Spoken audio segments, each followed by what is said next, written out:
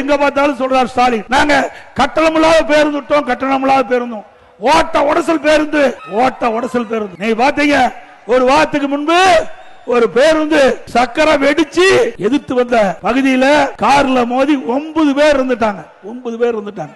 ஏற்கனவே சிவகங்கையில ஒரு ஓட்டுநர் அந்த டயர் நூல் தெரியுது அப்படின்னு மாவட்ட ஆட்சித்தலைவர் அழுத்து போய் நிறுத்திட்டார். நீங்களே வந்து பாருங்க, இந்த டயரை வச்சுட்டாங்க எப்படி ஓட்ட முடியும்?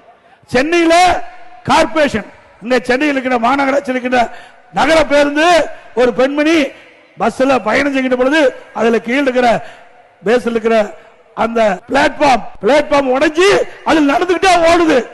கத்தங்காட்டி அந்த பெண் கத்தங்காட்டியும் டிரைவர் நிறுத்ததுனால உயிர் பழந்தாங்க. டயர் கழட்டிட்டு ஓடுது. பல பேருந்து தள்ளித்தான் மக்கள் கொண்டு போறாங்க.